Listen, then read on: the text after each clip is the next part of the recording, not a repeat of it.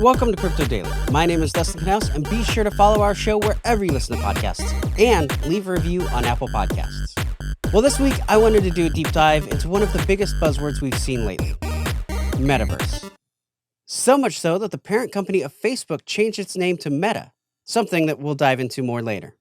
The term Metaverse is actually credited to author Neil Stephenson in his book Snow Crash, which was released in 1992. In his book, there were lifelike avatars that met in 3D environments. Essentially, since the beginning of gaming, we've been slowly building towards a metaverse without really knowing it. As graphics and technology have progressed, we've created 3D environments where people go to interact with each other and hang out. We've seen it in games like Call of Duty, EverQuest, when that was a thing before World of Warcraft took over, and Minecraft. Although virtual reality has been around for a while, it wasn't very good until recently.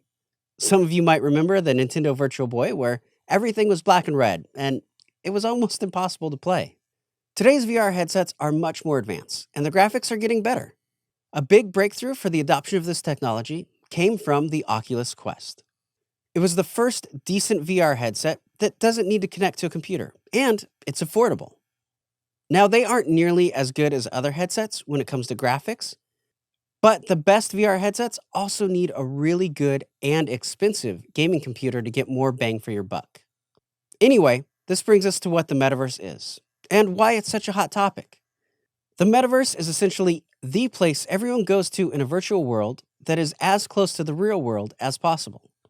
It's a place where you could go for shopping for products, hang out with friends, or play games in a way that's similar to the real world. Imagine being able to shop for a couch at IKEA without having to go to the store and deal with crowds. You could look at what you want, quite possibly in a replica of your actual home, and have it delivered to your house without having to go anywhere or deal with lugging heavy boxes to your car. Or, if you're short on time, but you want to play a quick game of one-on-one basketball with your friend during your lunch break, you can. With current augmented and virtual reality, we aren't that far from it. We have places where we can hang out, like on VR chat. During the pandemic, I even went to open mic nights at comedy clubs on AltSpace VR.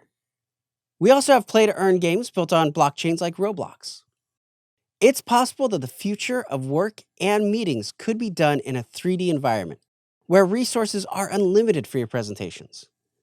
You could transport your clients to the environment that you are discussing. Show virtual mock-ups of products without investing in physical ones yet. Remote learning for our children might not be nearly as bad, and would give all children a chance to have the same resources. It wouldn't matter what zip code you live in. Plus, in a virtual environment, there would be less expenses for supplies. And that's something that every teacher would be happy about. And honestly, if you haven't done a VR workout yet, it's so much better cardio and way more fun than just going to the gym. Honestly, it's an odd thing that when I go to play video games with my friends, I have to put on shoes because I know I'm going to be standing and moving for the next hour. So this brings us back to our original question again. What is the metaverse? It's the virtual environment that everyone goes.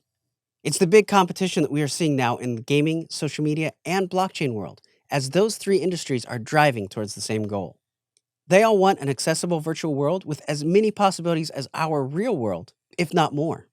Some people fear this and believe that we will just become a society trapped in headsets, that we'll all become lazy and useless.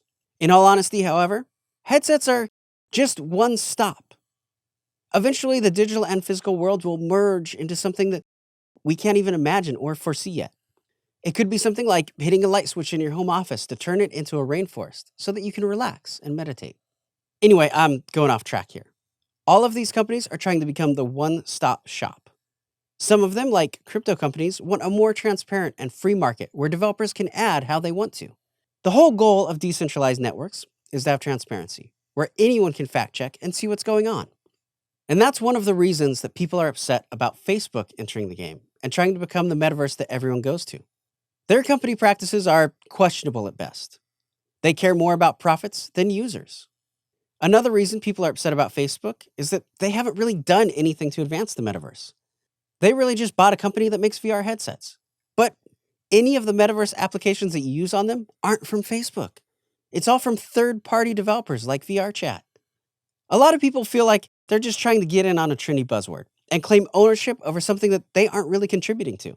Some people also think it's a sign that Mark Zuckerberg is past his prime and out of touch with technology and what people actually want.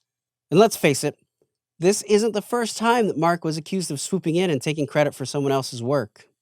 In the end, all we can hope for is that when the metaverse is finally here and not fragmented, that it will be used and made for the good of all of its users. Now, I know that that was a long answer, and the short answer is the metaverse is a 3D environment that replicates the real world. Anyway, I hope that you enjoyed this deep dive, and let me know your thoughts as a review on Apple Podcasts, a poll on Spotify, or a comment on YouTube. Please follow our show wherever you listen to podcasts and leave a review on Apple Podcasts. If you get your podcasts on YouTube, be sure to subscribe and leave a comment there. I'm Dustin Knaus, and thank you for joining me today.